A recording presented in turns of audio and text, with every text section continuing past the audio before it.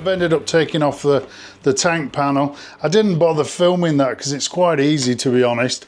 I'll just grab you a screw by example. So you've got down at the back of the tank, or next to where you sit, you've got 2 screws there. You've got 3 at the front. That one's just behind the headstock. Really awkward to get to, and I had to take the tank bag harness off to do that. Then if you lift up the little box, the cubby box, you've got 3 in there. 1, 2, I think there's 3. No, actually just 2 inside there, I believe. So, and then you can just take that off. What I think I'll do, just out of interest, I'll show you where I've routed the cables. I have seen a few videos. There's a guy in Britain that charges an arm and a leg, but he drives an Aston Martin, so yeah, you can't blame him if he can get away with it.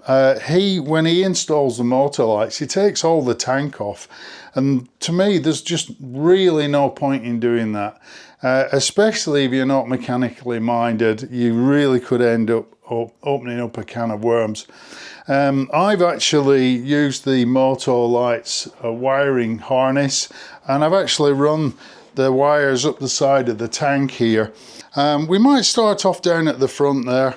So if I come round down to the front of the bike, you can see I've got the MotoLights on there.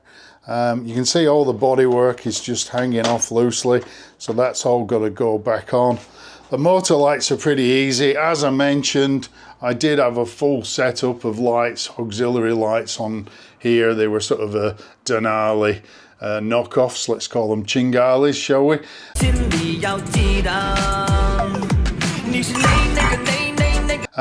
So the Lone Rider lights are on, and then I've routed the cables up under there. Not sure if you can see that. There's a nice little cavity. You sort of follow the bodywork. Same on the other side. I think I'll just turn on the ignition just to prove these things are working. It might just take a second or two just to come on. There they go. I actually do need to swap the lights over, because if I put on the indicator here, just give me a second, you'll see that I've got the wrong light flashing. So that's a pretty easy fix in the X-EasyCan or MotoCan software. You do that on your laptop. That's pretty simple. Now, I came up with a really good idea for this. I didn't like sort of electrical tape or duct tape. I started off using duct tape, then I got some sort of thicker, wider tape, and I really didn't like it, and it was sitting quite high, and it was also protruding. If I got the cover, you would be able to see it.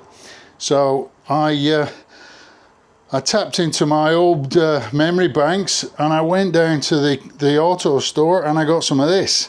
If you don't know what this is, guys, this is old school cloth tape.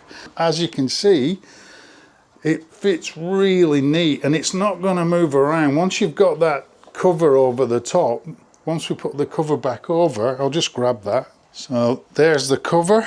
A bit of a shout out to my partner. She's from Cape Town. Hooglandit. And you can see once that gets on there and drops down nice and flush, obviously it's got to really sit down, you're not going to be able to see those wires. Now, as I mentioned earlier on, I did have a set of knockoff Denalis on for a while. In fact, I'll just grab those off the workshop floor. So here they are. Here's the knockoff bracket, and there's the spotties, and they work quite well for 5 years. Yeah, so I've had those on for 5 years, and I ran the cable up there in the same way. As I said, there's absolutely no need to take off the tank at all. And let's go a step further. If I can grab my little gadget. So, I've seen a few guys take all this rear off. You just don't need to do that. It's just so much work that you don't need to do. As you can see, if I zoom in there, there's your MotoCan. It all sits in nicely. And all I've done, I've grabbed this gadget. So I bought this gadget when I worked in a mechanic shop, in an engineering shop. I bought this when I was about 16 years old, and basically it's for grabbing things that have dropped down inside cavities. Oh my God. So if I want to get some wires into this area, from here I thread this up. Obviously I'm working one-handed here. I thread that up and it pops up this side, takes a little bit of pushing through, and then I get some electrical tape. I tape the wires to that and I pull it back through. It's as easy as that, as simple as that. And I've used it down on the front on through some of the panels there as well.